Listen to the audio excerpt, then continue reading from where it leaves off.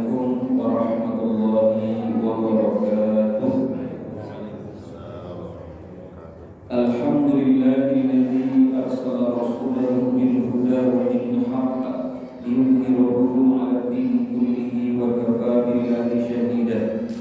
Asyhadu an la ilaha illallah wa asyhadu anna Muhammadan 'abduhu wa rasuluhu la nabiyya wa la rasula ba'dahu. Allah Ta'ala fi kitabihil karim, a'udzu billahi minasyaitonir rajim. Bismillahirrahmanirrahim. Ya ayyuhalladzina amanu taqullaha haqqa tuqatih wa la tamutunna illa wa antum muslimun. Ya ayyuhan nasu taqu rabbakum alladzi khalaqakum min nafsin wahidah wa khalaqa minha zawjaha wa bassa minhuma rijalan katsiran wa nisaa'a wattaqullaha alladzi tasaaluna bil arham innallaha kana 'alaykum raqiba. Ya ayyuhalladzina amanu taqullaha wa qulu qawlan sadida yuslih lakum a'malakum wa yaghfir lakum dhunubakum wa may yuti'illaha wa rasulahu faqad faza fawzan 'azima. Amma ba'du, faqala Rasulullah sallallahu man salaka tariqan yaltamisu fihi 'ilman sallallahu lahu tariqal jannah. Bapak-bapak, ibu-ibu, jamaah muslimin rahimakumullah. Alhamdulillahil alamin, segala pujian adalah keberkat Allah Subhanahu wa taala. Malam hari ini kita dimampukan oleh Allah Subhanahu wa taala untuk sampai ke masjid kita ini menunaikan sholat berjamaah dengan berdiri. Jadi kita ke masjid sholatnya dengan berdiri. Karena ada orang yang datang ke masjid dengan berbaring. Kita datang ke masjid berjalan kaki, keluar sendiri. Ada orang yang sampainya ke masjid itu dengan digotong, langsung di sop yang pertama. Nah,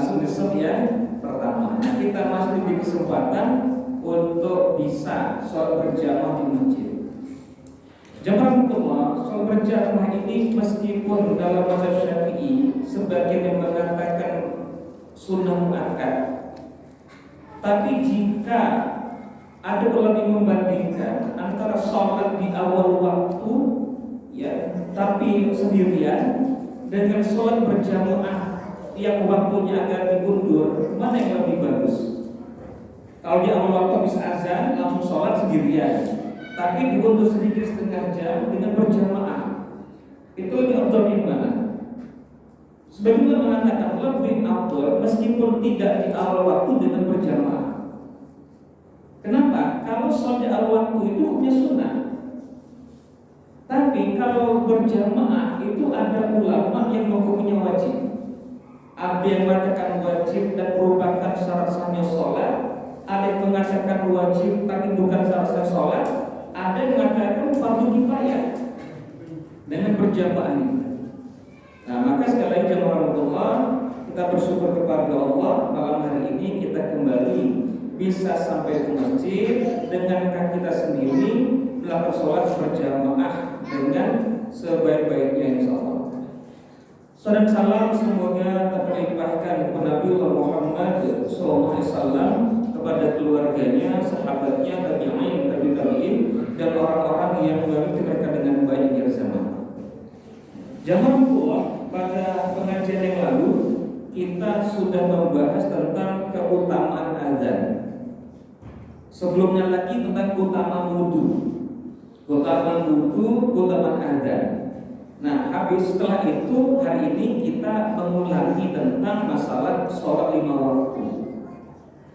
Apa nggak bosan Pak Ustaz? Materinya itu saja. Sholat sudah sering.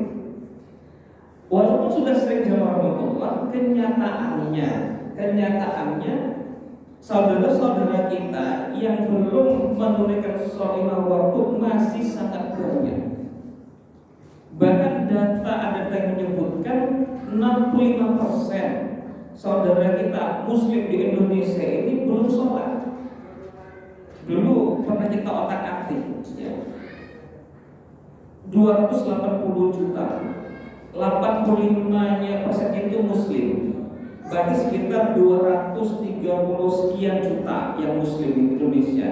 Nah, 65 itu belum sholat. itu masih ketemu sekitar 150 sekian juta yang belum sholat itu.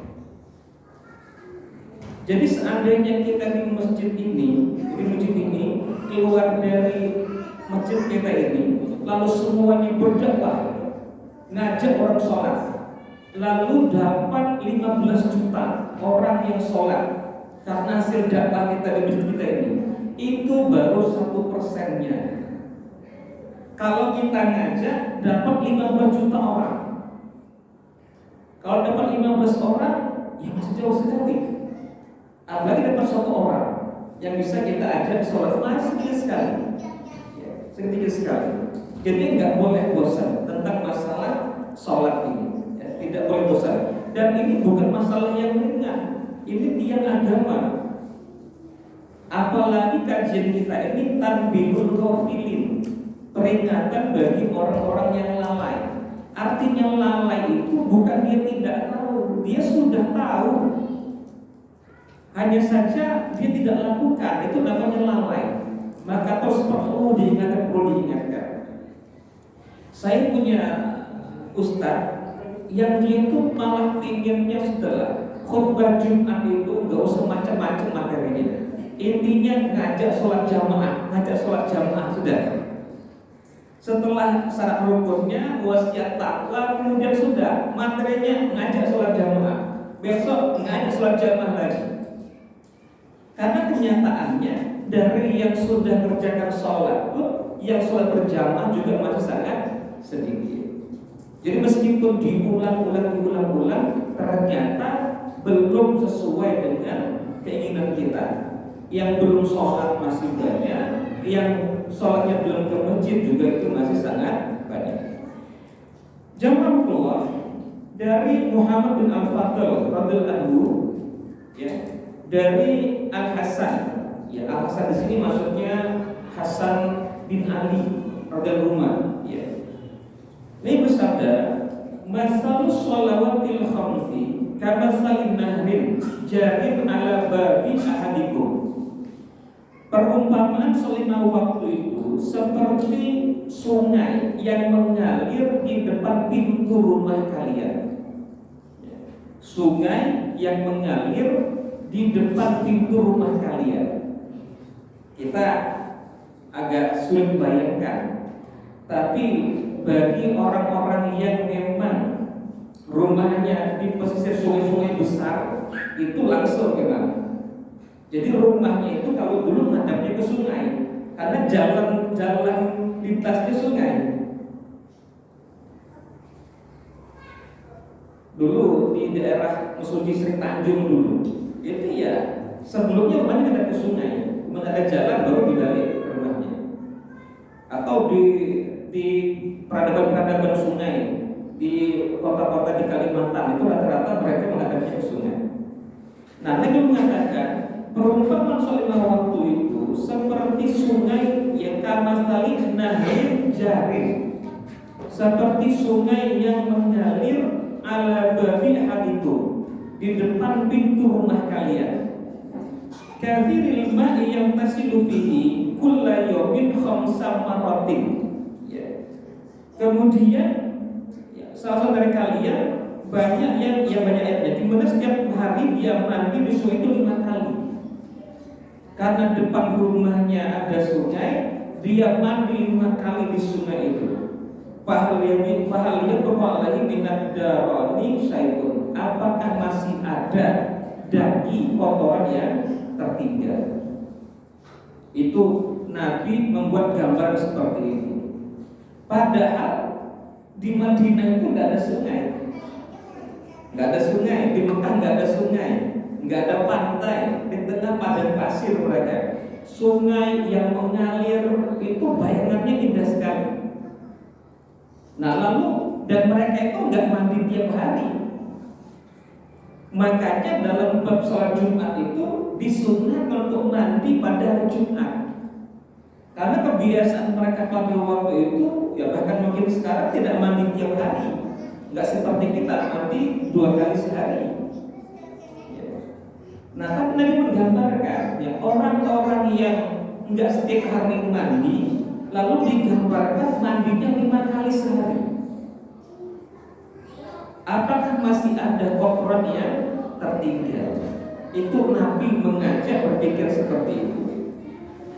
Atau seperti gambaran yang kita sampaikan beberapa yang lalu, bagaimana kalau ada rumah yang disapu 5 kali sehari lantainya, peralatannya, perabotannya, mejanya itu dikemoceng itu 5 kali sehari, lantainya disapu sehari 5 kali, ya. 5 kali dalam sehari. Itu kan bersih sekali, nyaman. Kalau kita melangkah di lantai nyaman, disapu sehari 5 kali. Nah, kalau sehari saja nggak disapu itu banyak debu. 2 hari nggak disapu sudah semakin banyak debunya. Seminggu nggak disapu, kita masuk rumah yang sudah seminggu nggak disapu, ya enak ya. 2 tahun nggak disapu, suruh tinggal di sana, suruh duduk di sana, suruh tiduran baringan di sana. Di rumah yang sudah 2 tahun nggak disapu, yang sudah kosong 2 tahun, itu sangat-sangat nggak nyaman. Nah, lalu bagaimana kalau ada orang yang sudah 2 tahun nggak sholat, 20 tahun nggak sholat? Yakin itu nggak akan nyaman. Tapi kalau 5 waktu dia kerjakan, ya itu ibarat rumah yang disapu 5 kali. Insya Allah tinggal di dalamnya itu akan sangat-sangat nyaman. Seperti orang yang mandi 5 kali dalam 1 hari, akan sangat-sangat nyaman. Nah, itu Nabi menggambarkan.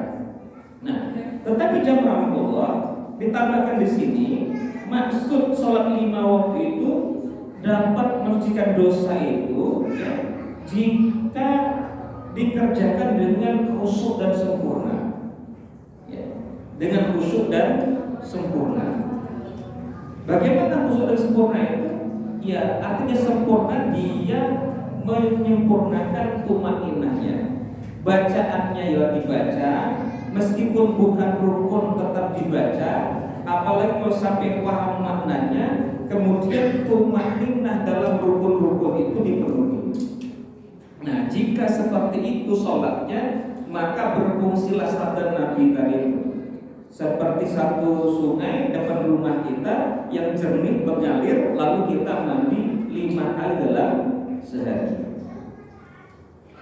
Kemudian jamaah Allah, ya, Nabi juga bersabda, ya, dari Rifa'ah, ya, dari Khalid yang berkata, bainama nahnu julusun haula Rasulullah sallallahu, ketika kami, suatu kami sedang duduk bersama Nabi di sekitar Nabi sallallahu alaihi wasallam, isdakhala rajulun fastaqbal qiblati fassalat. Jadi kata Khalid ini, kami itu sedang duduk bersama Nabi di sekitar Nabi di suatu hari di Masjid Nabawi, ya. Kemudian datang seorang laki-laki menghadap kiblat lalu sholat. Para Rasulullah bersahabat sedang ada di masjid, datang seorang masuk masjid, kemudian menghadap kiblat lalu dia sholat. Falamma qada salatahu jaa fasallama Nabi sallallahu alaihi wasallam wal qaum. Ketika dia sudah selesai sholat, maka dia datang kepada Rasulullah SAW itu dan mengucapkan salam. Faqala lahu Rasulullah SAW, irji' fasalli fa innaka lam tusalli. Datang dan mengatakan, kamu balik lagi, ulangi sholatmu karena kamu belum sholat. Padahal orang itu baru saja kerjakan sholat. Kata Nabi, balik lagi, ulangi lagi sholatmu karena kamu belum sholat. Faraja'a rajulu wa sholat. Lalu laki-laki itu balik lagi lalu dia sholat. Falamma raja'a qala irji' wa sholli fa innaka lam tusalli. Sudah salah, balik lagi kepada Nabi. Kata Nabi, ulangi sholatmu karena kamu belum sholat. Falamma raja'a qala irji' wa sholli fa innaka tusalli. Amaru bidzalika marrataini aw thalathan. Nabi memerintahkan orang itu 2 kali atau 3 kali untuk mengulangi sholatnya itu. Faqala rajulu ma alautu fala adri ma aban alayya min sholati. Ya Rasulullah, aku nggak tahu di mana kekeliruan, di mana kesalahan sholatku. Aku nggak tahu ini. Kenapa engkau memerintahkan aku untuk mengulangi sholat? Faqala Nabi sallallahu alaihi wasallam, innahu la tatimmu sholatu ahadikum hatta yusbighal wudu kama amarallahu ta'ala. Tidak akan sempurna sholat seorang itu sampai dia menyempurnakan wudunya sebagaimana yang diperintahkan oleh Allah Subhanahu wa ta'ala. Jadi yang pertama dari menyempurnakan wudu. Kalau seorang syekh Shalih Al-Munajjid, ya, Syekh Shalih Al-Munajjid membuat buku 33 kiat khusyuk dalam sholat. 33 kiat khusyuk dalam sholat. Maka beliau mengatakan khusyuknya sholat itu bukan dimulai dari takbiratul ihram, bahkan sejak wudhu ketika di rumah. Di situ memulai men-setting untuk mendapatkan sholat yang khusyuk. Jadi bukan ketika sudah takbir ihram berdiri masuk masjid takbir ihram, bukan di situ. Jauh dari sebelumnya. Mulai dari wudhu ketika di rumah itu. Nah, Nabi mengatakan tidak akan sempurna sholat seorang sampai dia menyempurnakan wudhunya sebagaimana yang diperintahkan kepadanya. Fayaghsila wajhahu wa yadayhi ila mirfaqain. Ya, dia membasuh wajahnya dan kedua tangannya sampai dua sikunya. Wa yamsahu bi ra'sihi wa yaghsila rijlaihi ila ka'bayn. Lalu dia mengusap kepalanya dan membasuh kedua kakinya sampai mata kaki. Jamrahullah, Nabi memakai kata untuk wajah, kedua tangan, kaki. Nabi memakai kalimat wayaghsila, mencuci. Tapi untuk kepala, Nabi memakai kata wayamsaha, mengusap.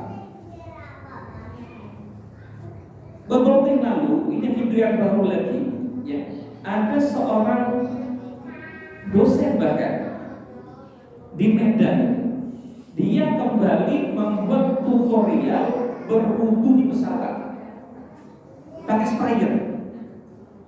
Sprayer itu diisi air, ya, disemprotkan ke wajah, dia usap, kemudian semprot tangan, dia usap sampai ke kaki. Nah, tetapi jemaah, kemudian video itu dikomentari oleh para ustaz. Kata para ustaz, kalau wudunya begitu maka nggak sah wudunya. Kenapa? Karena untuk wajah tadi itu memakai kata-kata wayaghsila tadi itu, mencuci. Nah, mencuci itu harus ada air yang menetes. Jadi Nabi itu meskipun wudhunya itu cukup dengan satu muk air, tapi ketika membasuh tangan itu harus ada air yang menetes. Ketika membasuh wajah, membasuh kedua tangan, kedua kaki, itu harus ada air yang menetes. Sedangkan untuk kepala itu kata menyapu, mengusap, jadi tidak harus ada air yang menetes. Jadi kalau disemprot saja, saya basah, diusap begitu, tidak ada yang menetes, maka itu belum membasuh, maka wudhunya belum tertunaikan. Nah, kalau kita ada kelebihan itu, ya sudah kelebihan, buka seluas-luasnya, joros sampai setengah ember itu habis. Jadi syaratnya itu ketika mencuci anggota wudhu harus ada air yang menetes. Jadi kalau belum begitu, belum sempurna wudhunya. Summa yukabbirullah wa yahmaduh. Kemudian dia bertakbir kepada Allah dan memujinya. Summa, yang memujinya itu membaca Al-Fatihah, alhamdulillahirabbil alamin, terusnya itu. Summa yaqra'u minal Qur'ani ma adnahu fihi. Lalu dia baca ayat Al-Quran yang diizinkan dibaca di dalamnya. Wa yarka'u, lalu dia rukuk, fa yadhu kaffahi ila rukbatayhi hatta tatma'inna bima falsilihu wa yastarfi. Dia rukuk, meletakkan dua telapak tangannya ke lututnya sampai tenang anggota-anggota badannya itu, dan dia istirahat. Tsumma yarfa'u ra'sahu, lalu dia angkat kepalanya, wa yaqulu sami'allahu liman hamidah. Dia mengucapkan sami'allahu liman hamidah. Wa yastawi qa'iman, lalu dia berdiri tegak lurus. Berdiri tegak lurus. Hatta yuqima sulbahu wa yahudu kullu udwi ma'khadahu. Sampai tegak tulang punggungnya ini dan semua anggota tubuhnya itu kembali kepada posisinya. Nah, wa yahudu kullu udwin ma'khadahu. Sampai seluruh anggota tubuhnya itu kembali ke tempatnya semula. Nah, ini kembali ke tempatnya semula inilah yang kemudian diikhtilafkan. Ke tempatnya semula itu kemana? Apakah ke kondisi sebelum takbir atau ke kondisi sebelum rukuk? Ya kan habis rukuk? Tidak. Nah, lalu semua anggota tubuh itu kembali ke posisinya semula. Nah, yang menganggap posisi semula itu ketika sebelum sholat, maka mereka melepas tangannya, irsal namanya. Tapi kalau memahaminya itu, kembali ke posisi sebelum dia rukuk. Nah, rukuk gimana posisinya? Tangannya sedekap. Maka sami'allahu liman hamidah, berdiri tangannya sedekap lagi. Nah, itu nanti kalau melihat ada yang tidak sedekap, berarti dia memahaminya kembali kepada posisi semula sebelum sholat. Tapi kalau dia sedekap, kalau dia kemudian sedekap, berarti dia kembali kepada posisi sebelum dia rukuk itu. Summa yukabbiru fa yasjudu. Lalu dia takbir, kemudian dia sujud. Fa yumakkinu wajhahu minal ardi. Sampai wajahnya itu tenang di bumi, hatta tatma'inna bi mafasiluhu wa yastarfi. Sampai anggota tubuhnya itu tenang, ada tumaninahnya. Jamaah Allah, di dalam mazhab Syafi'i, anggota sujud itu ada 7. Apa? Kening, 2 telapak tangan, 2 lutut dan 2 kaki. Nah, kemudian kening ini harus ke bumi. Kening ini harus ke bumi. Jadi tidak boleh tertutupi. Apalagi tertutupi dengan kain yang ikut bergerak ketika kita bergerak, sorban misalnya, peci, sampai menutupi kening itu membuat sujudnya nggak sah. Sujud adalah rukun sholat. Kalau sujudnya nggak sah, berarti sholatnya kurang rukun, maka sholatnya pun itu bisa tidak sah. Nah, di antara syaratnya sujud juga itu harus menekan ke bumi. Maka tempat sujud itu tidak boleh terlalu empuk. Kalau sujudnya itu di kasur, itu kita nggak bisa menekan. Ini saya berpikir, tapi kalau saya coba itu akhirnya agak empuk.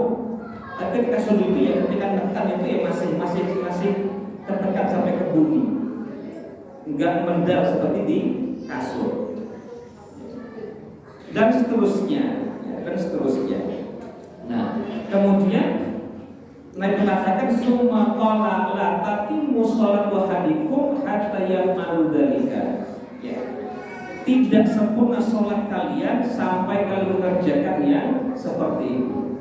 Nah, hadis ini terkenal dengan hadis al-musyi' fi sholatihi. Orang yang salah dalam sholatnya. Itu benar sahabat. Jangan-jangan kalau kita sholat lalu ingatnya Rasul, jangan suruh balik juga kita. ulangi, kamu belum sholat. Ulangi, kamu belum sholat. Maka saya pribadi itu tidak habis pikir kalau ada orang yang sholatnya bisa sangat cepat. Ini gimana? Meskipun bacaan-bacaannya itu sunnah, tapi tetap harus ada tumakninahnya. Sami Allahu liman hamidah. Allah dia sujud. Nah kemudian dia diam seukuran membaca satu kali tasbih. Subhana rabbil a'la wa bihamdi. Lalu kemudian dia takbir, Allahu akbar. Harus seperti itu. Jadi kalau Allahu akbar. Allah min zalik. Semoga Allah Subhanahu wa taala memperbaiki sholat kita dan kekhusyukannya. Ya. Maka jemaah Allah, Nabi SAW ini memerintahkan untuk menyempurnakan rukuk dan sujud. Ya. Dan beliau menginformasikan bahwa sholat tidak akan diterima sampai seorang itu menyempurnakan rukuk dan sujudnya. Rukuknya tumakninah, sujudnya tumakninah, iktidalnya tumakninah, sujudnya tumakninah, duduk di antara dua sujudnya itu dengan tumakninah. Dan tumakninah itu adalah rukun. Maka kalau nanti kita kembali membahas tentang rukun-rukun sholat, ada ulama yang mengatakan rukun sholat itu 13. Ada ulama yang mengatakan rukun sholat itu 17. Maka anak-anak kita kemarin itu menghafal nazar sholat itu 17. Rukun sholat 17 semuanya. Kenapa? Karena tumakninahnya dipisahkan. Rukuk adalah tumakninah, rukuk adalah rukun, tumakninah dalam rukuk adalah rukun. I'tidal adalah rukun, tumakninah dalam i'tidal adalah rukun. Sujud adalah rukun, tumakninah dalam sujud adalah rukun tersendiri. Duduk dengan dua sujud adalah rukun, tumakninah dalam duduk dan dua sujud adalah rukun. Maka 17. Maka ini kita perbaiki betul. Ada rukun yang namanya tumakninah. Kalau enggak, lalu sholat oleh Nabi itu enggak sah sholatnya, suruh balik lagi. Kenapa ya? Kurang rukun, 4 rukun ditinggalkan. Sama dengan membaca Fatihah, sama dengan tidak membaca sholawat Nabi pada tasyahud akhir. Rukunnya ditinggalkan. Ya, Allah bimbing. Kemudian yang Allah, ya, diceritakan di sini dari Utsman, pelayan Utsman Khumram, ya, pelayannya Utsman bin Affan, dia berkata, pada suatu hari ketika kami duduk bersama Utsman bin Affan dalam grup, lalu datang seorang muadzin dan mengajak Utsman untuk berwudu, ya, dan berkata, Ra'aitu Rasulullah sallam tawaddoa, ya, nahwa wudu'i hada. Ya, Nabi dulu, aku melihat dulu Nabi SAW itu berwudu sebagaimana wudu ini. Ya, aku pernah melihat Nabi itu berwudu sebagaimana wudu ini. Ya, wasami'tu yaqulu man tawadda'a wudu'i hada tsumma qala fa shalla salata dhuhri ghafarallahu lahu maka nabainaha wa baina salati subhi. Ya. Lalu aku juga mendengar setelah melihat Nabi itu berwudu, lalu kata Quraisy, aku juga mendengar Nabi mengatakan, ya, barang siapa yang berwudu seperti wuduku ini, lalu dia sholat, ya, lalu dia sholat duhur, ghafarallahu lahu ma bainaha wa baina sholati duhri, maka diampuni dosanya dari sholat duhur ke sholat subuh yang sebelumnya. Jadi orang sholat duhur itu menghapus dosa duhur dengan subuh, antara duhur dengan subuh. Tsumma shalla sholatul maghribi ghufira lahu ma bainaha wa baina sholatil asr. Kemudian dia sholat maghrib. Nah, sholat maghribnya itu mengampuni dosanya antara maghrib dengan asar. Ya. Tsumma shallal isya'a wa qarlahu ma bainaha wa bainal maghrib. Ketika dia sholat isya, maka mengampuni dosanya maghrib dengan antara maghrib dengan isya. Summa la'allahu yabitu yatamarrahu lailatahu. Ya. Lalu kemudian dia menghabiskan malamnya dengan tidur. Habis sholat isya dia tidur. Summa idza qama wa tawaddaa wa shalat subhi. Kemudian dia bangun, lalu berwudu, lalu sholat subuh. Ghufira lahu ma bainaha wa bainal isya'il akhirah. Ya. Maka diampuni dosa-dosanya antara sholat isya dengan sholat subuhnya ini. Ya. Wa kunnal hasanatu wa yudhibna sayi'at. Nah, itulah maksud bahwa kebaikan itu menghapus keburukan. Kan dia mengatakan ittaqillaha haitsu ma kunta wa bisa kata wa'at bisa kata sanala tambuha. Ikutilah perbuatan burukmu dengan perbuatan baik, niscaya akan menghapusnya. Nah, itu kita mengerjakan sholat itu menghapus keburukan yang kita kerjakan di antara dua sholat itu. Qalu hadza hasanah famal baqiyatu sholihah. Kata sahabat, ya Rasulullah, itu yang hasan yang sudah paham. Lalu apa yang baqiyatu sholihah? Kebaikan yang tadi seperti apa? Qala subhanallah alhamdulillah walillahu akbar wala haula wala quwata illa billahil aliyyil azim. Itu kebaikan yang kekal, amal soleh yang kekal. Subhanallah walhamdulillah wala ilaha akbar la haula wala quwata illa billahil aliyyil azim. Yang telah kita sudah hafal.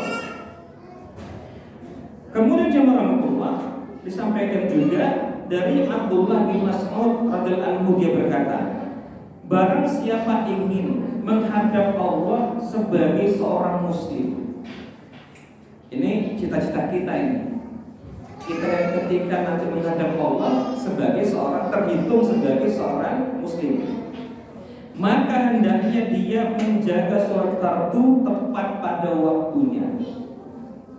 Menjaga sholat fardu tepat pada waktunya. Ini jamaah Allah yang perlu kita perluas, ya. Tepat pada waktunya. Sholat zuhur itu kapan? Dari tergelincir matahari sampai bayangan matahari itu sama dengan benda aslinya. Nah, itulah waktu sholat zuhur, rentang waktu itu. Memang yang paling baik adalah di awal waktu, itu yang paling bagus tuh. Tapi kalau ada orang sholat zuhurnya di rentang waktu itu, ya sholat sah. Di awal waktu itu adalah afdhaliyah. Nah, untuk kita paksakan sholat di awal waktu.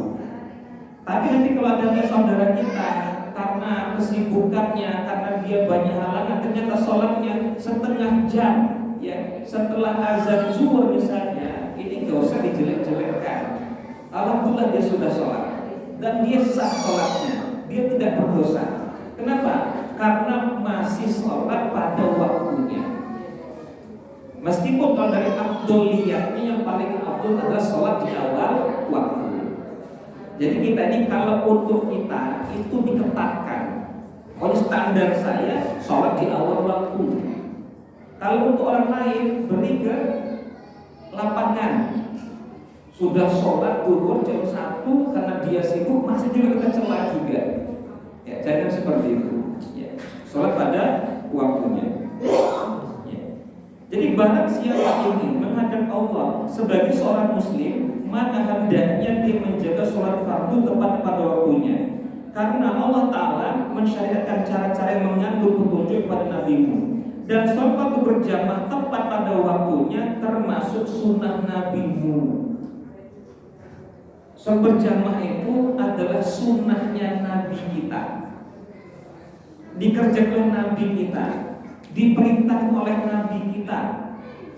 Meskipun ya dihukumi sunnah mu'akkad lah yang paling ringan itu. Tapi kalau kita membaca bagaimana ulama yang menghukumi sholat jamaah sunnah mu'akkad, itu catatannya kencang. Siapapun, apakah dia beranggapan sholat jamaah itu fardu kifayah atau sunnah mu'akkad, dia tetap diberi keringanan untuk meninggalkannya tanpa uzur yang umum atau uzur yang khusus. Itu kalimat Imam Nawawi dalam kitab Syarah Sakinatun Najah. Jadi meskipun kita beranggapan sholat jamaah itu adalah sunnah akad atau fardu kifayah, ya, tetap tidak diberi keringanan untuk meninggalkannya kecuali dengan uzur yang umum dan uzur yang khusus. Yang mana yang uzur yang umum, mana uzur yang khusus, nah, itu panjang dan urusannya.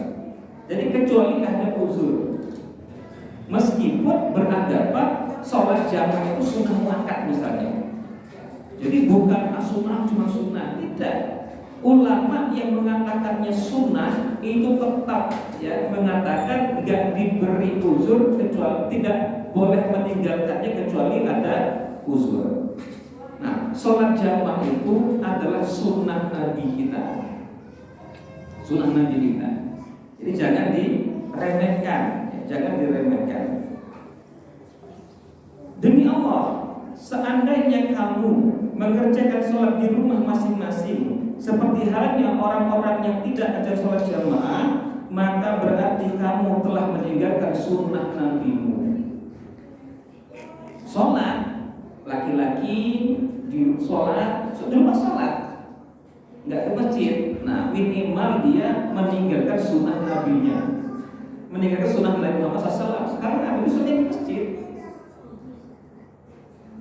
Ustaz, saya sholat di rumah, mengimami istri dan anak saya. Saya jamaah juga tapi di rumah, mengimami istri dan anak-anak saya. Gagah itu, menjadi imam bagi anak dan istri. Padahal istrinya baru 1, Nabi istrinya 9, berjamaah di masjid. Nabi SAW itu istrinya 9. Sholatnya masih di masjid. Sholatnya masih di masjid. Jadi Nabi nggak pernah, istriku 9, aku tak imami istri-istriku di rumah. Ya, tetap beliau mengimami kaum muslimin di masjid. Maka sholat jamaah itu adalah sunnah Nabi kita. Ditambahkan lagi, sekali lagi ini kaulnya Abdullah bin Mas'ud. Ya. Seandainya sholat jamaah adalah sunnah Nabi-Mu, seandainya kamu dengan sunnah itu, maka kamu akan tersesat. Itu kata beliau. Nauzubillah. Ya, nauzubillah. Ya. Sungguh kami pernah mengalami, jamaah sekalian, ini keras ya. Kalimat yang akan saya bacakan selanjutnya ini keras. Tapi tadi ini tanbih, ini peringatan, Bukannya kita ingin mencaci, mencela yang belum sholat jamaah, bukan begitu. Tapi dalam rangka peringatan, inilah kalimat yang disampaikan oleh generasi terbaik, generasi yang dipilih oleh Allah Subhanahu Wa Taala untuk mendampingi dakwah nabinya, untuk mendampingi, membela, membantu dakwah Rasulullah. Nah, kalimatnya begini, ya, beliau mengatakan, sungguh kami pernah mengalami satu masa di mana tidak seorang pun meninggalkan sholat berjamaah kecuali orang munafik yang terang-terangan dan orang munafik yang terang-terangan. Tapi hadis ini jangan untuk ngecek orang, nggak sholat jamaah munafik, jangan begitu. Tuduh diri kita, kalau kita nggak jamaah, nah tuduh diri kita, jangan-jangan saya ini munafik. Jangan untuk nunjuk orang. Kita ngaji memperbaiki diri kita. Kita azan berkumandang, males-malesan, tunjuk diri kita. Jangan-jangan saya munafik. Tapi kalau orang lain, beri mereka ini keluasan. Sudah sholat di rumah, alhamdulillah. Sudah sholat di rumah, doakan, ajak supaya berjamaah di masjid. Jangan divonis, ya masjid munafik. Kita silakan vonis diri kita. Azan kok di rumah, kitanya. Jangan-jangan saya itu munafik. Jangan vonis orang. Jangan vonis orang. Kalau itulah mereka sudah sholat, tinggal kita ajak, ya, ajak mereka ke masjid. Ya. Dan pernah ada seorang yang dipegangi oleh 2 orang agar bisa berdiri sholat. Jadi di zaman para sahabat Nabi itu ada orang yang sudah nggak bisa ke masjid, lalu dia minta anaknya, papa aku untuk ke masjid. Jadi orang sudah sepuh sekali, sakit, sudah sepuh ya, dalam lemas, kemudian ngotot minta ke masjid. Kata Nabi, wahai ayah, engkau ini sudah termasuk orang yang punya uzur untuk tidak ke masjid. Kata bapaknya, enggak. Ya. Apabila tidak dengar azan tadi, itu ada azan, hayya 'alas shalah. Maka silakan, tolong papa aku ya dibawa ke masjid. Nah, di shop itu dia diangkat, didudukkan, diberdirikan. Kamu tidak bisa berdiri sendiri, diberdirikan supaya bisa berdiri di shop. Tapi semangatnya untuk mengerjakan sunnah Nabi tadi begitu dahsyat. Kenapa? Supaya ingin, ya karena ingin nanti diakui sebagai umatnya Rasulullah. Satu kebiasaan yang tidak pernah Nabi tinggalkan itu sholat berjamaah. Di antaranya. Nah, karena kita ingin diakui umatnya Rasulullah, salah satunya kita ikuti sholatnya berjamaah. Ya. Sholatnya berjamaah. Tidak ada seorang yang berwudu dengan sempurna kemudian pergi ke masjid, lantas sholat di masjid itu, melainkan Allah mencatat setiap langkah itu suatu kebaikan, dinaikkan 1 derajat dan diampuni 1 dosanya. 3 ya. Dia berangkat ke masjid, ya, setiap langkahnya itu 1 pahala, kemudian dinaikkan 1 derajat dan diampuni 1 dosanya. Sehingga kata kami itu sampai memperpendek langkah kami. Kalau biasa sekali melangkah 1/2 meter, itu diperpendek langkahnya supaya langkahnya banyak sampai ke masjid. Jadi perhitungan itu luar biasa para sahabat Nabi. Kan ada ayat itu, ada kalau Ramadan itu man shoma Ramadan imanan wahtisaban. Wahtisaban kita artikan karena mengharap kehadiran Allah Subhanahu wa taala. Tapi itu perhitungan. Ya. Kita perhitungan ini, oh ini sayang ini. Kalau tidak dilakukan ini sayang ini. Kalau tinggalkan ini sayang ini. Ini kalau dilakukan pahalanya begini. Nah, kita menghitung ini. Nah, pasal itu perhitungan. Kalau langkah normal sampai ke masjid ini 1000 langkah ya. Nah, maka diperpendek supaya bisa 1.200 langkah.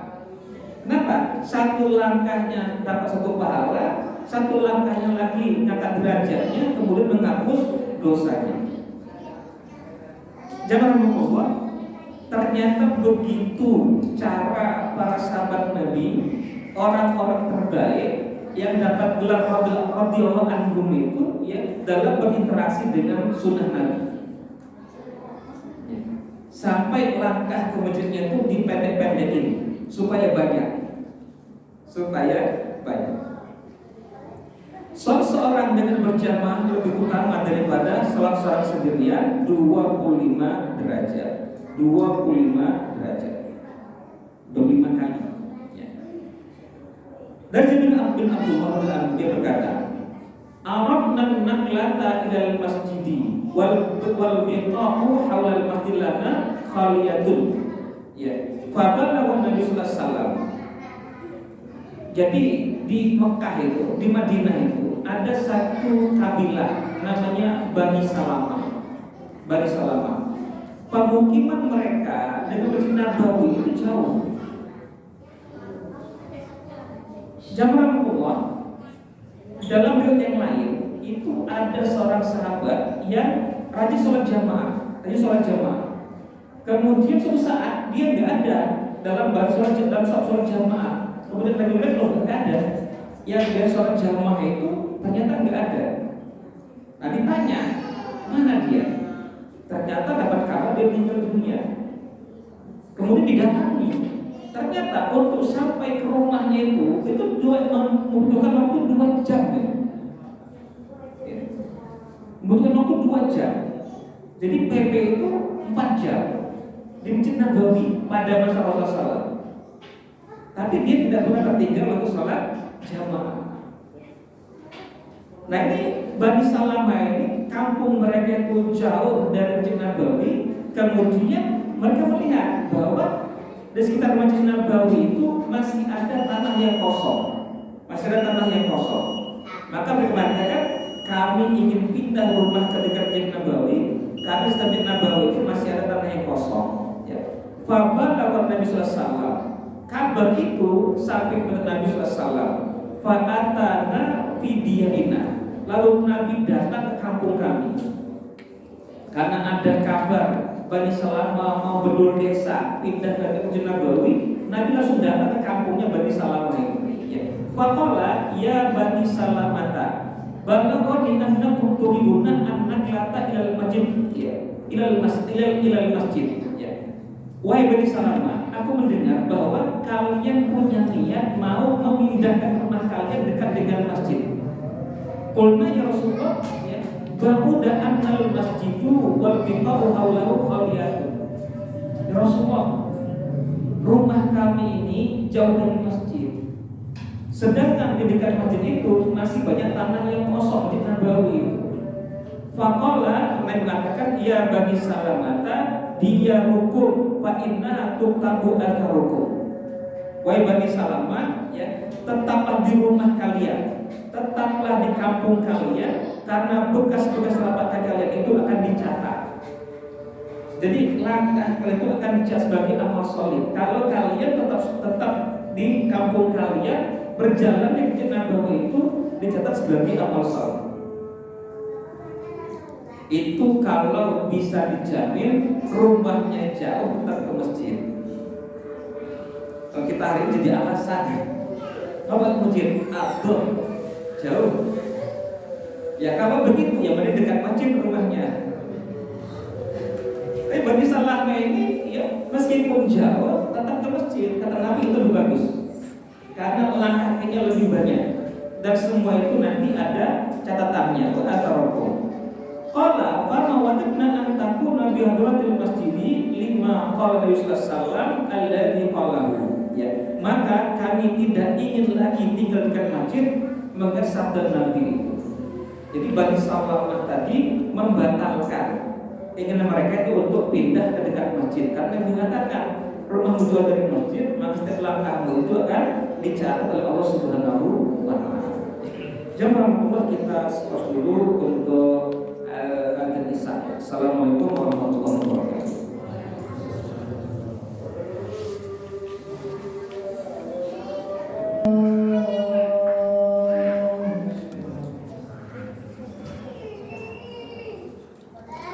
Assalamualaikum warahmatullahi wabarakatuh.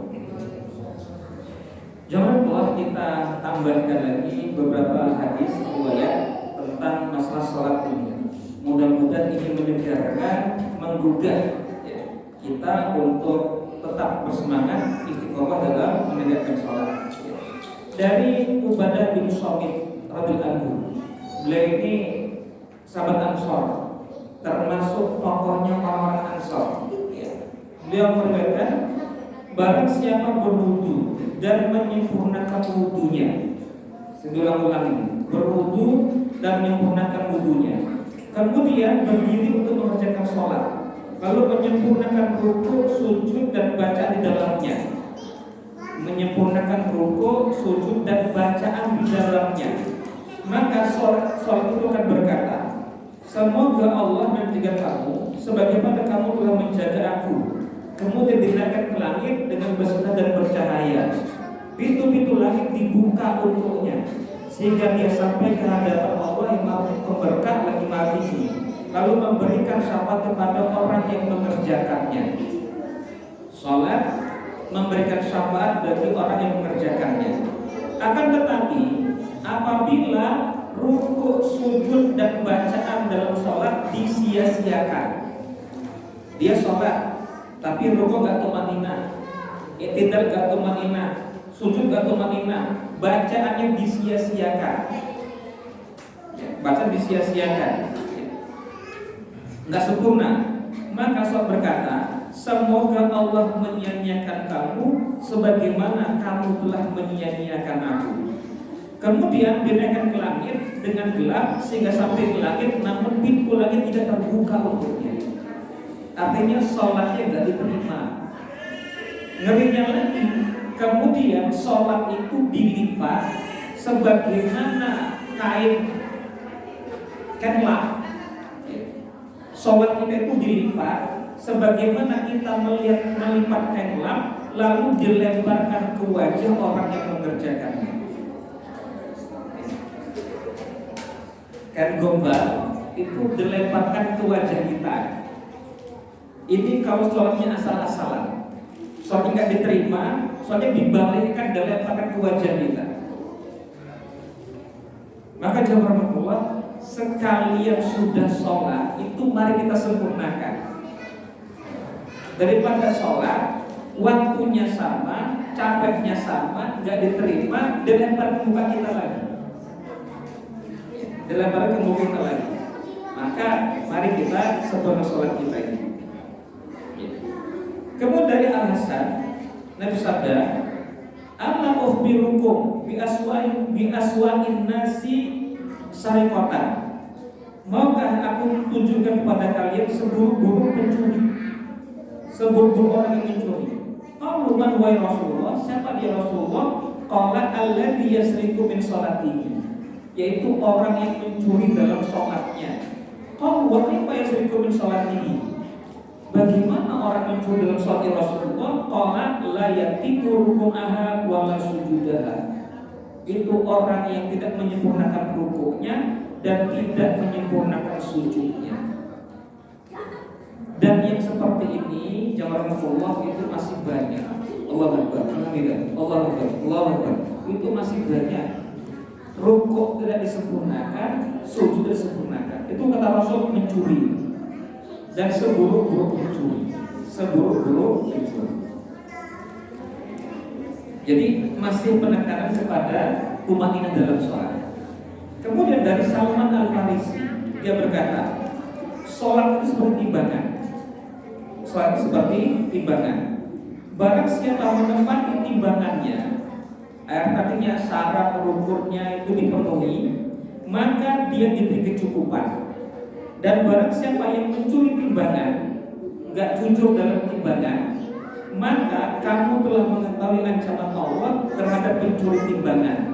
Dalam surat Al-Mutaffifin, wailul likulli gimana?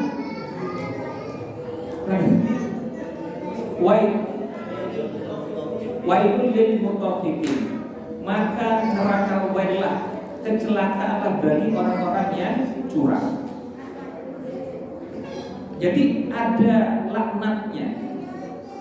Nah ternyata laknat orang yang mencuri timbangan tadi bukan cuma orang yang di pasar yang bagus dikurangi, bukan.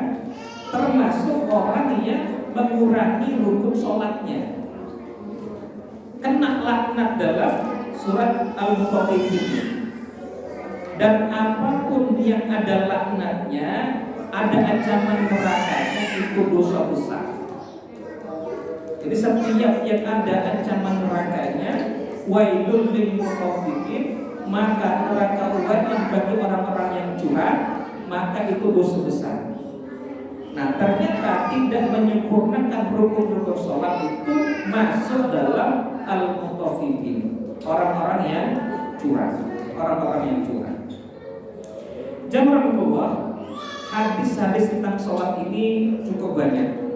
Maka bab kitab Tadbir Wafilin, bab sholat ini tidak selesai dalam satu pertemuan, bisa 2 atau 3 pertemuan, supaya terus diingatkan ini tiang agama bukan perkara yang remeh, ya harus kita ulang-ulang supaya minimal kitanya terus bersemangat jaga sholat, dan saudara kita yang belum sholat ini tergerak untuk sholat, yang sudah sholat tergerak untuk ke masjid. Pamungkas saja warahmatullah, kita sampaikan ucapan Imam Al-Ghazali rahimahullah ta'ala, wa kama anna sholat tanha 'anil fahsya'i munkar, fakadzalika al-fahsya'u tanha 'anis sholat wa sa'idil khairat. Sebagaimana sholat itu mencegah pelakunya dari berbuat keji dan munkar, inna sholata tanha 'anil fahsya'i munkar. Sholat itu mencegah pelakunya dari berbuat keji dan munkar. Maka seperti itu pula, ya, seperti itu pula, ya. perbuatan keji dan mungkar dapat mencegah seorang dalam menjalankan sholat dan perbuatan baik lainnya. Jadi ternyata yang membuat kita malas sholat itu adalah maksiat yang kita lakukan. Jadi maksiat yang kita lakukan itu membuat kita tertahan untuk mengerjakan sholat dan amal soleh lainnya. Kalau mengerjakan sholat itu mencegah kita berbuat keji dan mungkar, tapi perbuatan keji dan mungkar atau maksiat itu mencegah kita untuk mengerjakan sholat dan amal soleh lainnya. Jadi kalau kerasa malas banget ini sholat atau malas sekali sholat ke masjid, itu dicek habis ngapain, apa yang dilakukan sebelumnya. Jangan-jangan mengerjakan kekejian dan kemungkaran, sehingga itu menghalangi kita, mencegah kita untuk berbuat amal soleh, untuk mengerjakan sholat. Di sholat jam Rasulullah, sholat itu mencegah kita dari berbuat maksiat. Jadi yang menghalangi kita berbuat itu sholat kita ini. Nah, tapi ternyata maksiat itu menghalang kita untuk bisa mengerjakan sholat. Jadi kalau kita tertinggal sholat subuh atau sampai nggak sholat 5 waktu, nggak sholat jamaah, ya biar sholat jamaah, kemudian nggak sholat jamaah, itu kata Imam Ghazali penyebabnya adalah maksiat yang kita lakukan, perbuatan keji, perbuatan mungkar yang kita lakukan, sehingga membuat kita terhalang untuk mengerjakan sholat dan amal-amal soleh yang lain. Walau bisawab seperti itu pada malam hari ini, mudah-mudahan bermanfaat. Assalamualaikum warahmatullahi wabarakatuh.